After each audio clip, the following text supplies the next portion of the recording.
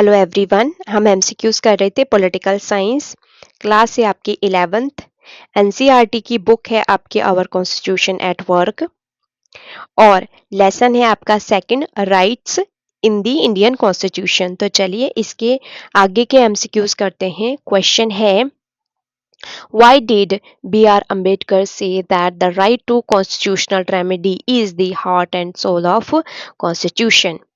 First point is fundamental rights actively protected by the judiciary. Judiciary इसको सक्रिय रूप से प्रोटेक्ट करता है। आर्टिकल 32 जो है वो बहुत इंपॉर्टेंट है। एम्पावर करता है सिटीजन्स को कि वो डायरेक्ट अप्रोच कर सके Supreme Court if they believe और they think that their fundamental rights have been violated. अगर उनके फंडामेंटल राइट्स का उल्लंघना हुई है तो। थर्ड पॉइंट है the Supreme Court acting as the guardian of fundamental rights. वो इशू कर सकता है रिट्स को ताकि इन्फोर्स हो सके फंडामेंटल राइट्स। यहाँ पे एक कहावत कही जाती है, ये लैटिन कहावत है कि यूबी जूस एबी रेमेडियम या रेमेडीज। इसका मतलब है जहाँ अधिकार है वहाँ उपाय भी हैं। Where there is a right, there is a remedy. ठीक है, तो यहाँ पे आंसर है डी। नेक्स्ट क्वेश्चन है, what is the meaning of writs? Writs का मीनिंग क्या है? पहला पॉइंट है लीगल ऑर्डर है टू डू और not to do something given by court of law. Second point है it is a formal written order है, इशूड करता है कोर्ट और अदर अथॉरिटी। थर्ड है एग्जाम्पल ले लेते हैं अगर हम, तो वो है वारंट्स, समन भेजा जाता है, order to appear in court, court के सामने हाजिर होने के लिए। तो आंसर है यहाँ पे डी। नेक्स्ट क्वेश्चन है what are the main point related to writs in Indian constitution? Main point है इसका writs are used to enforce fundamental rights. So answer is A. Next question is how many types of writs are there in Indian constitution? तो 5 तरह के Ritz हैं हमारे। Number 1 है habeas corpus, mandamus, prohibition, क्वो warranto और सर्शियराई। So answer is D.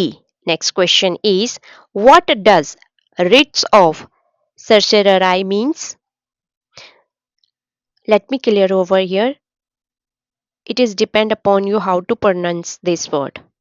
Okay? Please इसको cross check जरूर करें. First point is it is a legal order used by higher court to a lower court. Higher court lower court को ये order देता है. Second point है the record of case to be sent up for a review. Review के लिए उस record को रखा जाता है, दिया जाता है। थर्ड पॉइंट है टू बी इंफॉर्म्ड और टू बी मेड सर्टेन, सूचित करना और निश्चित करना। So answer is D. Next question है what is the meaning of habeas corpus? ये बहुत इंपॉर्टेंट है। हैबियस कॉर्पस ऐसा होता है कि अगर मान लेते इलीगल तरीके से किसी को गिरफ्तार कर लिया गया है, अरेस्ट कर लिया गया है, तो वो सुप्रीम कोर्ट हाई कोर्ट में अपील करता है, तो सुप्रीम कोर्ट और या हाई कोर्ट जो है वो रिट इशू करता है कि ये किस तरीके से आपने इस इंसान को अरेस्ट किया है अगर वो इलीगल है तो। So first point is it is a fundamental instrument. एक फंडामेंटल इंस्ट्रूमेंट है, ये सेफ गार्ड है पर्सनल लिबर्टी को सुरक्षित रखने के लिए। ठीक है, you should have the body और ब्रिंग द बॉडी। ठीक है, इसका जो पूरा मीनिंग बताया गया है यहाँ पे ये है। It is a legal order, ये लीगल ऑर्डर होता है, supreme court high court issue करता है। किसको करता है? जिन्होंने गिरफ्तार किया हुआ है। Next point is a person is not being held in a custody without a valid legal reason and ask for a cause for the detention, then court examine the legality of a detention if could find any kind of unlawful, then court can order to release that particular person. जो गिरफ्तार हुआ है उसको release कर दिए अगर ये illegal तरीके से गिरफ्तार किया है तो. So answer is D. Next question is, what does mandamus mean? Mandamus means we command. हम आदेश देते हैं. Main point or purpose of this writ is to ensure that public official or authority is fulfilled their legal duty and act within their jurisdiction. Supreme Court and High Court has the power to issue order to government bodies. हम आपको command देते हैं कि आप ये काम करें क्योंकि ये आपकी ड्यूटी है. ठीक है, तो इससे रिलेटेड मैंडमस है. ठीक है, सो answer is D. Next question is, what does prohibition mean? First point is to prevent a lower court from issuing order on matter it does not have jurisdiction over. ये higher court lower court को ये issue करता है कि ये तुम्हारे अधिकार क्षेत्र में नहीं है तो तुम ये काम नहीं कर सकते हो. मान लेते कोई ऑर्डर दिया है लोअर कोर्ट ने किसी भी केस में, फिर हायर कोर्ट कहता है कि ये तो तुम्हारे अधिकार क्षेत्र में तो था नहीं, तो आपने ये कैसे किया. ये इशू करता है हायर कोर्ट लोअर कोर्ट को. When a lower court act in a contravention of fundamental rights, जब वायलेट करता है वो फंडामेंटल राइट्स को. A superior court issues a writs of prohibition to inferior court. तो हायर कोर्ट लोअर कोर्ट को ही करता है. ठीक है, आर्टिकल 32 है और आर्टिकल 226 है. सो answer is D. Next question is, under which writs Supreme Court and High Court can issue writs inquire into the legality of person's claim to public office or right? So that is quo warranto. So answer is C. Next question is, this writ comes from which of the following Latin word? By what warrant or by what authority?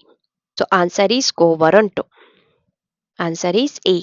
Next question is, which of the following commission has been constituted by law to protect the fundamental and other kinds of rights? That is National Human Right Commission, National Commission on Women, National Commission on Minorities, National Commission on Scheduled Caste. So these are very, very, very important for your exams. So answer is D, all of the. Next question is, which of the following organization is independently working for human rights? हमारे पास supreme court है, high court है, वो हमारी fundamental rights को protect करते हैं, लेकिन independently कुछ बॉडीज वर्क करती हैं, ऑर्गेनाइजेशंस हो गया जैसे. ठीक है, बहुत सारी हैं, नेशनल हो गया, इंटरनेशनल होगी. यहाँ पे इम्पॉर्टेंट जो है वो दो मेंशन की हुई हैं आपकी एनसीईआरटी में. पहला तो है people's union for civil liberty, second है people's union for democratic rights. So ये बहुत इम्पॉर्टेंट है, हो सकता है कि ये आपको बोल दिया जाए कि इसका फुल फॉर्म क्या है. ठीक है, तो आंसर है यहाँ पे D. Next question is, what is the full form of DPSP? Directive principle of state policy. Answer है C. Next question is, what are the main point related to DPSP? तो डीपीएसपी जो article है वो है 36 to 51 तक इसको mention किया गया है. पार्ट इसका फोर्थ है, नॉन जस्टिसिएबल गाइडलाइंस है फॉर द स्टेट. याद रखिएगा, फंडामेंटल राइट्स हैं, अगर कोई वायलेट करता है तो सुप्रीम कोर्ट है, हाई कोर्ट के पास हम जा सकते हैं। लेकिन अगर इनका वायलेशन होता है डीपीएसपी का, तो हम सुप्रीम कोर्ट में नहीं जा सकते। इतनी बात आप याद रखिए, बहुत बड़ा डिफरेंस है दोनों में। वेलफेयर स्टेट के रूप में काम करता है ये, और सोशल इकोनॉमिक जस्टिस के रूप में काम करता है और गाइडेंस देता है कि किसी भी स्टेट को ऐसा होना चाहिए, ये काम होने चाहिए। So answer is D. Next question is, in which of the following year the fundamental duties were added. तो फंडामेंटल ड्यूटीज है 1976 में ऐड हो गए थे। So answer is B. Next question is, under which of the following amendment fundamental duties were passed.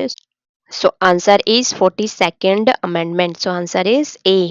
Next question is, which of the following year 11th fundamental duty was added? 2002। ये duty है parents की कि वो बच्चों को education दे और education के लिए उन्हें इंस्टीट्यूशन और स्कूल भेजे।